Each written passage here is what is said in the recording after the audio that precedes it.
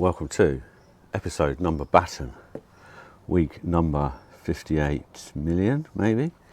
Today talking about these battens. So the battens are for the cedar cladding. So it's cross batten so that you've got airflow. So let me get a bit of cedar.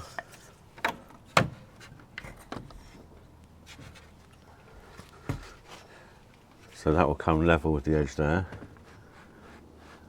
Then there'll be a reveal here. So it's cross batten so you get the airflow behind. Everywhere I've got an upright, I've pretty much made sure that I've gone into stud work, except for this one and a couple of the other ones, and it's just into the OSB and there's nothing behind. But testing that out, the batten to the OSB is actually pretty solid. So even if you don't get your upright battens or your vertical battens, depending on whether you're doing horizontal or vertical cladding, it's pretty strong. It will easily hold that weight of that, basically, is what I'm saying. So here it's just straightforward battens. On each end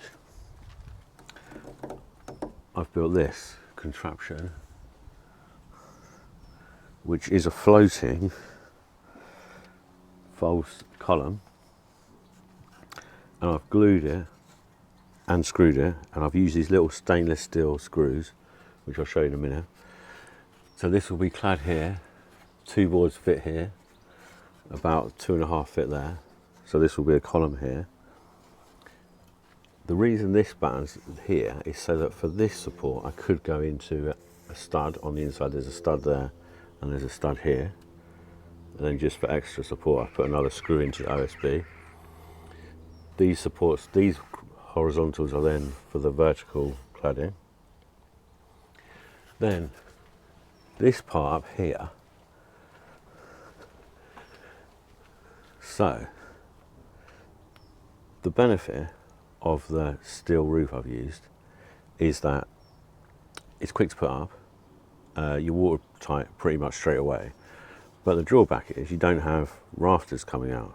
So when you want to build soffits and fascias, you've got nothing to fix it to. So that is why I built these supports coming out, and this piece will support cedar going that way. This piece will support the fascias, so that will be the fascias, that will be the soffits, and then these horizontal will support cladding there, which will run along there. So then we've got the same column at the other end, which also, so I built that on the same supports fixed to studs and OSB, comes off there, comes off the front, and it's got a diagonal in to stop it racking down with the weight of the cedar, although this cedar is really light, so it'll probably be fine. So that will go on there like that. And then fixing the cedar, I'm using these. So these are little stainless steel screws, which I've used in here as well, but I'm also going to use on this, which I don't really want to be hammering into this, because although it's pretty solid, I don't want to weaken it. So I'm actually going to use these stainless steel screws in there, and when I do the top along here, I'm going to do the same thing. I'm going to use these stainless steel screws so that I'm not banging up into that. That's it. Batten week finished. Now it's time for cladding week. See you then.